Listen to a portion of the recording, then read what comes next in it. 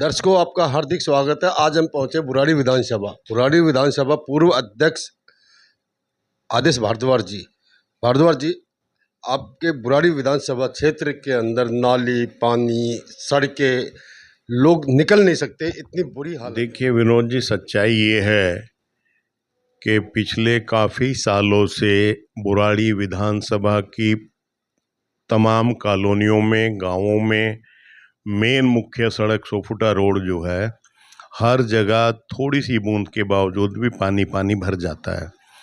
उसका मुख्य कारण है कि सोफुटा रोड के दोनों तरफ पीडब्ल्यूडी के नाले हैं, जिनकी सफाई जो है सालों से नहीं हुई, पूरी तरह से वो भरे हुए हैं और उसके कारण सारी सड़क पे पानी भर जाता है।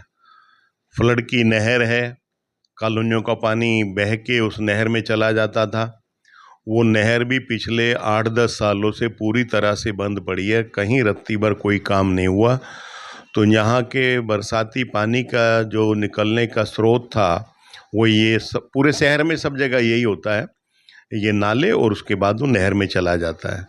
लेकिन यहाँ पे उसकी सफाई ना होने के कारण रोज़मर्रा का जो पानी है वो भी सड़क पे आ जाता है जगह जगह जो है। तो जब बारिश होती है तब तो बुरा ही हाल हो। दूसरा, सड़क पूरी तरह से टूटी हुई है, जिसके बारे में मुख्यमंत्री महोदय को, उपराज्यपाल महोदय को कई बारी यहाँ के लोगों ने पत्र लिखे हैं, शिकायतें की हैं। पीछे भी हमने एक बहुत बड़ा प्रदर्शन भी किया, जिसमें हम मुख्यमंत्री जी को जाके विज्ञापन देना चाहते थे, लेकिन पुलिस के अधिकारियों ने बुराड़ी थाने के पास ही हमें रोक लिया और विज्ञापन हमारे से उन्होंने ले लिया और कहा कि हम इसको मुख्यमंत्री को भेज देंगे। लेकिन इतना सब करने के बावजूद भी रत्ती भर कोई काम इस विधानसभा में नहीं हुआ, जिसके कारण लोगों में बड़ी निराशा है। और सड़क पूरी तरह टूटी होने के कारण रोज़ यहाँ पर कई ये बैटरी रिक्शा पलट जाते हैं, रोज़ स्कूटर मोटरसाइकिलों से लोग गिर के जख्मी हो जाते हैं। हज़ारों लोग यहाँ हॉस्पिटल में दाखिल हुए हैं, अपने मरहम पट्टी कराते हैं, लेकिन सब शिकायतें करते हैं सोशल मीडिया के माध्यम से और जो दूसरे माध्यम हैं, लेकिन सरकार कहीं भी सुनने को तैयार नहीं है। रेखा गुप्ता जी तो बड़ी बड़ी वादे करती है, बड़े बड़े करिए कि हमने तो पानी का वहाँ से निकासी करवाई है, वहाँ सड़कें बनवाई है, वहाँ नालियाँ बनवाई है। देखिए, अब से कुछ माह पूर्व रेखा गुप्ता जी ने एक प्रेस कॉन्फ्रेंस की थी और उसमें कहा था कि इस बारी दिल्ली की सड़कों पे आपको जल भराव नज़र नहीं आएगा और सारी नालों की सफाई हम समय रहते कर देंगे। अब से 10 दिन पूर्व एक उन्होंने पीसी की, उसमें कहा कि दिल्ली के अंदर 90% नालों की सफाई हो चुकी है, लेकिन जब वास्तविकता में हम कहीं जाके देखते हैं तो हमें वो सफाई दिखती नहीं है।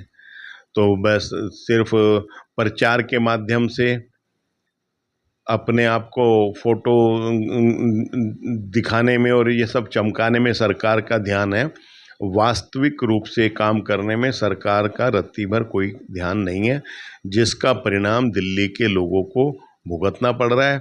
अभी आप देखिए, पीछे गर्मी थी और गर्मी में जगह जगह आग लग जाने से 70 से ज़्यादा लोगों की मृत्यु दिल्ली में हो जाती है।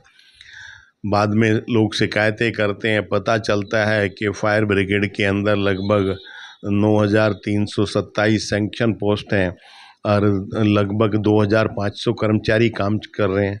तो जहाँ पे 70-75% शॉर्टेज, स्टाफ की शॉर्टेज है, तो वहाँ कैसे काम होगा। तो सरकार ने जो है नई नियुक्तियाँ बंद कर रखी हैं और उल्टा पुराने जो लोग रिटायर हो जाते हैं वो भी पद खाली होते चले जाते हैं और हर जगह व्यवस्था इस तरह से बिगड़ती जा रही है। तो ये आपके राम मंदिर में जो चोरी हुई है उसके बारे में क्या कहना चाहते हो? देखिए, भारतीय जनता पार्टी का करैक्टर, आरएसएस का करैक्टर सदा से ये रहा है। भगवान राम के प्रति हम सब की श्रद्धा है, हम सब लोग जाते हैं, अपने श्रद्धा अनुसार दान पात्र में अपना पैसा चढ़ाते हैं, लेकिन कोशिश यही होती है कि वो अच्छे काम में लगेगा। बाद में पता चलता है कि उसमें किस तरह से चोरी की जा रही है, किस तरह से लूटा जा रहा है, ये सबके सामने है।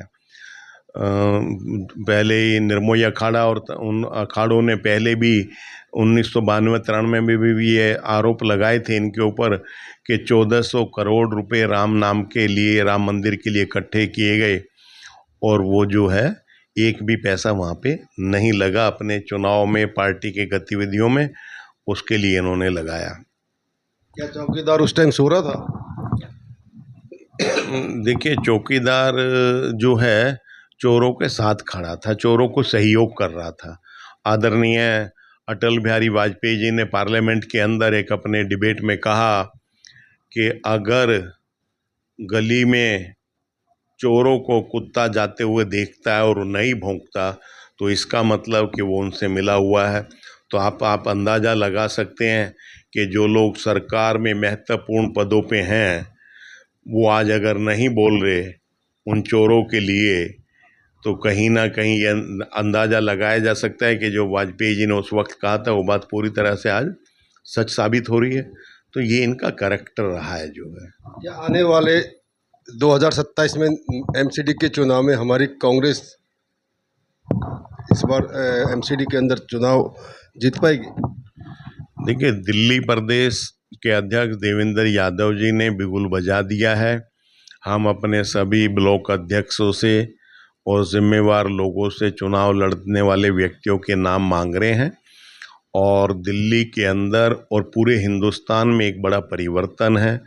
चाहे छात्र हैं, चाहे नौजवान जो कॉलेज यूनिवर्सिटी पास करके नौकरी के लिए इंतज़ार कर रहे हैं, किसान हैं, मजदूर हैं, महिलाएं हैं, सबके साथ सरकार कहीं ना कहीं जो लुभावनी बातें करती थी एक भी बात करती हुई नहीं दिखती, जिसके कारण एक बहुत बड़ी नाराज़गी हर वर्ग में है और उनको कहीं ना कहीं अपनी आशाओं के अनुकूल या इस देश को कोई आगे ले जाने वाली शख्सियत दिखती है तो राहुल गांधी दिखते हैं, कांग्रेस पार्टी दिखती है। इसीलिए मैं आपको पूरे विश्वास के कह सकता हूं कि पूरी दिल्ली को पहले केजरीवाल जी ने और अब इन्होंने नर्क में बना दिया है। अगर इस नर्कीय जीवन से कोई बाहर निकाल सकता है तो कांग्रेस निकाल सकती है और दिल्ली के लोग कांग्रेस को दिल्ली नगर निगम में भारी बहुमत से जिताएंगे और हम फिर सुचारू रूप से अच्छे काम और बढ़िया काम इस कॉरपोरेशन से करके देंगे। सर, पहले भी आप कॉरपोरेशन में रहे, पहले में और आज में क्या अंतर? देखो विनोद जी, आप तो काफ़ी अनुभवी व्यक्ति हैं और सभी राजनीतिक पार्टियों को नज़दीक से देखा है। हम 2002 से 2007 तक दिल्ली नगर निगम में थे। जब दिल्ली नगर निगम में हम थे तो एमसीडी के पास सबसे बड़ा इंजीनियरिंग विंग है दिल्ली के अंदर और एमसीडी ने एक फ्लाईओवर बनाया था। वो फ्लाईओवर फिल्मिस्तान का फ्लाईओवर है, हमने उसकी शुरुआत की थी और उसको बनाया गया था एमसीडी के द्वारा। जो ये एक भव्य इमारत है दिल्ली के अंदर सिविक सेंटर, इस सिविक सेंटर की फाउंडेशन स्टोन भी हमने ही उस वक्त रखा था। ये एमसीडी की प्लानिंग थी। टेंटों में उस वक्त स्कूल होते थे, हमने उन तमाम स्कूलों को पक्की बिल्डिंगों में कन्वर्ट किया और कभी किसी कर्मचारी की तनख्वाहें दिल्ली नगर निगम में नहीं रुकती थी। उल्टा मैं ये बड़े गर्व से आपको कहना चाहता हूँ, उस वक्त दो ही पार्टी होती थी दिल्ली में, बीजेपी और कांग्रेस। चाहे कोई कांग्रेस का निगम पार्षद रहा या बीजेपी का निगम पार्षद रहा, उस वक्त निगम पार्षद अपने घरों से पेंशन भी दिल्ली के गरीब लोगों को बांटा करते थे। ये ऐसी खुशहाल एमसीडी थी। और अगर सच में कहूँ तो उस वक्त 25 पैसे रिवेन्यू था तो आज 1 रुपया है। आज 1 रुपये में इन्होंने यहाँ पे लाके छोड़ दिया है कि दिल्ली में कोई नई चीज़ बनती नहीं है और सरकार के पास तनख्वाहें देने के लिए भी पैसे नहीं है। कोई रिटायर हो जा रहा है तो 2-2, 3-3 साल तक पैसे नहीं मिलते। मेडिकल ट्रीटमेंट कराता है तो उसका पैसा नहीं मिलता। कैशलेस एमसीडी के कर्मचारियों को नहीं है। तो हमने एक कैशलेस स्कीमें लाए, हाउस टैक्स यूनिट प्रणाली लेके आए जिसमें पूरी तरह से भ्रष्टाचार खत्म किया। दिल्ली के अंदर घर घर कूड़ा उठाने वाली जो गाड़ियां हैं, ये गाड़ियां श्रीमती शीला दीक्षित जी का सपना था और एमसीडी को हमने अपने बजट का 12.6% दिया था और उसमें ये सब काम होते थे। लेकिन आज जो है पैसा तो उससे कहीं कई गुना ज़्यादा है, लेकिन काम रत्ती भर कोई एक भी होता हुआ नहीं दिखता। इसलिए लोग आंकलन करके कहीं ना कहीं जब भी कांग्रेस की और इन पार्टियों की बात करते हैं तो कांग्रेस को 10 में से 10 नंबर देते हैं, जिसका फायदा आने वाले विधानसभा के चुनाव में आपको नजर आएगा।